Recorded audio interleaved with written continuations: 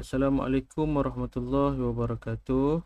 So, hari ini kita akan habiskan bab yang terakhir, bab 9, teknologi angkasa lepas. Okay, untuk sains kita 5 lah. Okay. Macam kemarin kita dah bincang mengenai satelit. So, hari ini kita akan sambung lagi. Okay, yang berkaitan dengan sistem penentu sejagat ataupun dikenali sekarang dengan kataan GPS. Okay, GPS tu bahasa Inggeris, Global Positioning System. Okay. Sistem penentu sejagat. Okey, hasil pelajaran kita hari ni yang pertamanya menjelaskan tentang sistem penentu sejagat ataupun GPS. Kemudian mengaplikasikan sistem koordinat GPS untuk tujuan navigasi. Okey, biasa kamu tengok kan orang pakai. Okey, bila nak bawa kereta, nak pergi cari tempat, tambah sekarang macam Foodpanda, Grab semua kan. Okey, dia nak pergi ambil penumpang, hantar penumpang, dia gunakan GPS untuk apa ni, untuk kerja depa. Okay, kita pun banyak guna juga, cumanya tak begitu meluas lagi. Okey, baik.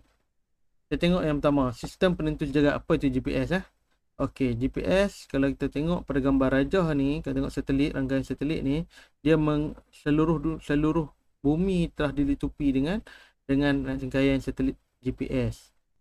So apa tujuan dia?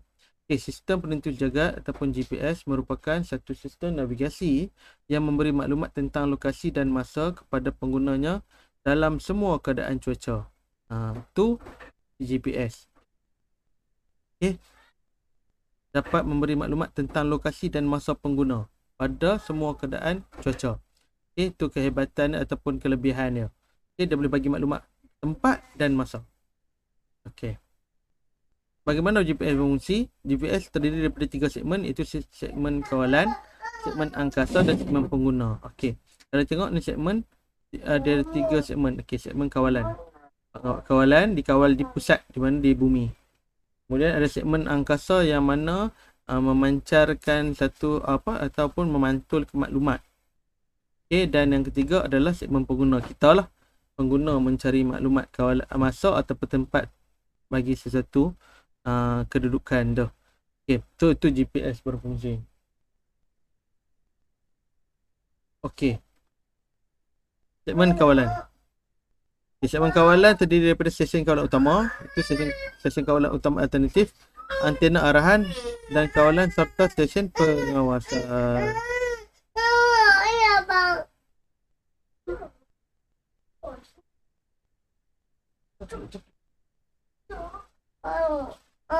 Okey. Okey. Kalau tengok isyarat yang diterima oleh stesen pengawasan dari satelit GPS dihantar ke stesen kawalan utama yang akan menjanakan mesej navigasi di bumi. Okey. So dia ada stesen kawalan utama dia. Okey, kalau macam ikut syarikat lah, dia macam kalau kamu tengok ada rave kan, Waze silap. Race, ada Sunto, ada Garmin. Itu syarikat-syarikat yang mana ataupun stesen kawalan utama dia. Okey. So syarat yang terima daripada stesen pengawasan dari satelit GPS dia dihantar ke stesen kawalan utama akan menjanakan mesej navigasi di bumi. So syarat tu mai daripada satelit, dia akan hantar ke stesen kawalan utama ni. So dia akan janakan maklumat tu kat mana. So contoh di stesen satelit dia detect ada roadblock di dekat kuah. So stesen kawalan utama akan detect dan dia akan hantar maklumat tu kepada semua orang yang sedang menggunakan sistem di Langkawi. So dia boleh tahu ada apa sesuatu berlaku dekat situ. Okay, faham Okay, boleh faham kat situ GPS? Boleh? Boleh. Okay, baik. Boleh. Okay. So ni segmen angkasa. Dan saya kata tadi segmen pengawasan di sini dan stesen kawalan utama. So dia akan hantar maklumat daripada kawalan utama ni, dia akan menghantar kita kata apa yang nak dicari. Kemudian satelit di angkasa, segmen angkasa akan menghantar maklumat tu ke stesen pengawasan. Dan segmen kawasan ni, dia ada segmen kawalan ni, dia akan hantar balik ke stesen kawalan utama untuk disebarkan kepada pengguna-pengguna yang ada di bumi. Okay, itulah macam mana tindak balas GPS. Okay. So kalau kita tengok contoh macam maklumat sesuatu tempat dan masa tu dihantar disebabkan oleh adanya satelit di angkasa yang menghantar maklumat ke stesen pengawasan. Okey, segmen kawalan. Antara maklumat yang dihantar dari bumi ke satelit GPS termasuklah posisi satelit GPS, faktor pembetulan waktu pada jam satelit GPS, data atmosfera dan almanak. So kalau kamu tengok handset sekarang ni, dia ada tengok weather kan, ada apa kita kata, ada cuaca, ada jam kat sini kamu tak berapa betul pun tidak kamu beli. Betul tak? Sebab apa? Sebab maklumat yang kita duduk, contoh kita set jam kita ni setting untuk KL, tambah 8 kalau kamu pasang dekat setting jam. So selagi mana kamu di Malaysia, dan jam kamu akan diperbetulkan ikut pada satelit GPS. Faham tak? Okay. Dan kalau macam kita pergi, contoh kita keluar negara, kita pergi ke Mekah, jam akan ikut jam di Mekah. Sekiranya kita ubah tempat yang kita duduk tu, automatic ubah. Kalau kamu pasang juga handset kita sekarang, kita boleh simpan app apa? App untuk solat, kan? App untuk waktu solat. Kita set auto. Okay? Nanti dia akan keluar satu lambang apa, location kan. Okey, bermaksud bila kita contoh kamu sekarang kat Langkawi, waktu sembahyang dia akan ikut waktu Langkawi. Tapi bila kita pergi ke, contoh kita keluar ke Kuala Perlis, waktu solat akan berubah. Sebab apa? Sebab jam handset kita ni ada GPS yang mana dia akan terima maklumat daripada segmen kawalan. Dia akan memperbetulkan waktu almanak tu. Almanak ni waktu solat lah. Takwim. Data atmosfera dan sebagainya. Ali ada masuk. Tu segmen kawalan. Dia maklumat ni akan berubah. Dari dia akan ikut pada waktu semasa. Faham tak? Kalau kamu tengok Astro kamu, rumah ada Astro tak? Kalau ada Astro kamu pasang, jam akan berubah. Maksudnya kalau pagi, bukan maksud jam berubah, dia akan mengikut waktu sebenar. Tu cerita dia. Sebab tu kalau kita tengok movie live ke, bola live ke, dia akan tepat pada waktu dia. Sebab dia ada GPS ni. Waktu pada masa tu, dia akan berubah. Mengikut jam satelit. Segmen angkasa. GPS terdiri daripada satu rangkaian satelit. Satelit GPS mengorbit bumi pada ketinggian orbit 20,000 km.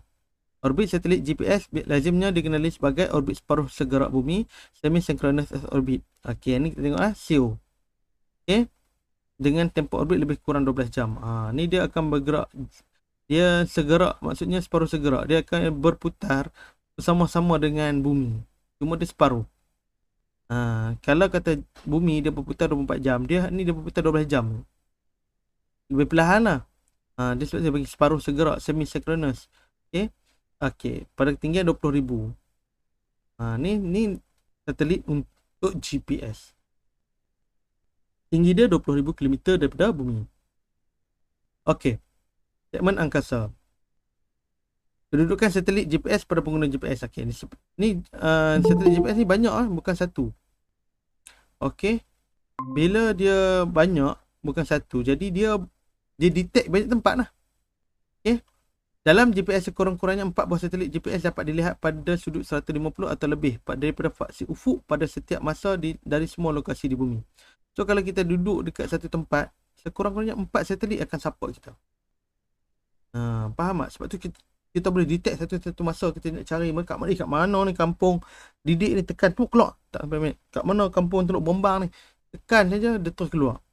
Kejap je. Macam saya dulu mula-mula dapat Pulau Tuba, pasal tak mana cari Pulau Tuba, tak tahu ni kan. Tekan Pulau Tuba tu keluar, duduk dekat Langkawi. Tak pernah tahu remote hidup. Tu lah ni dah tahu dah. Pulau Tuba duduk kat Langkawi. Pelat Baganyok, dah hanya tekan saja. Sebab apa? Sebab sekurangnya 4 GPS akan bantu cari maklumat. Antara maklumat dihantar dari satelit GPS ke alat penerima termasuklah posisi satelit GPS dan masa isyarat itu dihantar. So kalau kita cari secara keluar data tu, termasuklah kat mana satelit tu duduk sekarang ni. Dia dah cover dah satu bumi. So sekurang-kurangnya bila kita tekannya ada 4 satelit, sekurang-kurangnya 4 satelit yang akan bantu kita hantar masa dan syarat tu. Syarat kepada kita nak. Okey, segmen pengguna. Pengguna GPS merupakan siapa sahaja yang menggunakan alat penerima GPS seperti telefon pintar. Okey. Dan lokasi bagi satu masa dapat ditulis dalam dua format penulisan seperti berikut. Yang pertama, darjah, minit dan saat. Yang kedua, darjah desimal. Okey. Dia, kalau kamu pasang, kamu buka Google Map kan, nak cari, dia ada dua cara penulisan dia, darjah, minit, saat dan darjah desimal. Darjah desimal ni dia ada bulat tu. Kalau darjah, minit, saat dia ada koma-koma. Saya kita tengok format dia. Okey. Pengguna ni kita akan tulis tempat saja, tapi yang terdetek dekat situ, location dia tu, lokasi yang kita cari tu, dia akan keluar dalam bentuk apa. Kita nak tengok dalam darjah, minit, saat ataupun darjah desimal. Kita tengok. Okey. Koordinat GPS, okey, DMS ataupun DD. Arah timur dan barat pada koordinat GPS pada format DMS berdasarkan garisan Greenwich. Okey. Okey, garisan Greenwich. Greenwich ni garisan utama bumi. Okey. So kalau bumi tu, kalau kamu tengok globe tu, okay, yang Greenwich yang menegak, yang tengah ni garisan khatulistiwa, yang Greenwich yang tegak. Timur dan barat, okay, berdasarkan garisan Greenwich. Okey. Ni. Okay, koordinat GPS. Yang ni, kalau kamu perasan, kalau kamu sekarang lagi kamu make inset, kamu buka Google Map, kamu detect tulis satu tempat kamu nak cari kat mana. Contoh, Aisyah nak cari rumah, dot, tulis kampung dia apa. Secara tidak langsung, okay, dia akan keluar dua format. Kita boleh tengok dalam keadaan dua format. TMS, darjah minit per saat, darjah minit saat, 3 darjah 8 minit 22 saat. Bukan itu masa, tapi kedudukan dia pada arah utara. Okey, koordinat format DD pula, dia 3.13456. Dia tak ada darjah, tak ada minit. Tapi kita boleh convert pun, tak ada masalah. Cuma yang dia nak abang ada dua kedudukan. Tengok handset kita, detect kita set macam mana. Yang ni duduk pada antara utara dan nilai positif longitude, okey, ke timur. Ni mengarah timur. Okey, 101412253 Earth. Okey, Earth ni timur. East, silap, Earth sebab east. Longitude ni latitude dah. Okay, dia akan detect satu titik yang kita nak cari, akan keluar dua nilai ni. Sama ada dalam bentuk DMS ataupun bentuk DD. Okay, nak cari koordinat di Rio katakan. Rio. Kalau dia buat negatif, bermaksud kedudukan yang kamu cari itu duduk di arah selatan.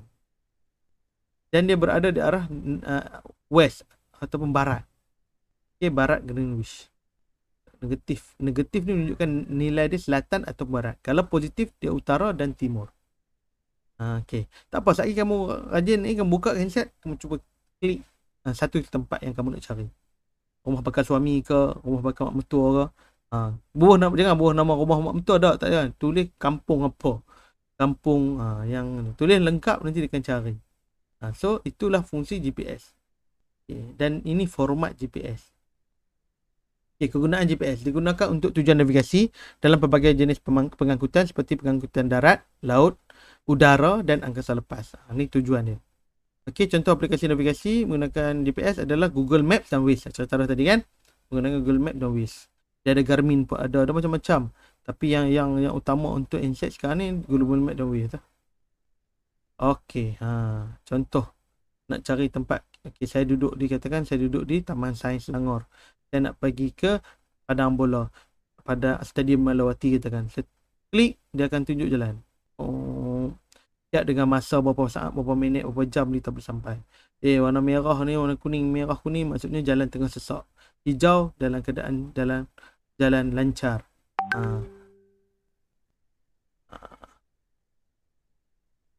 Okey.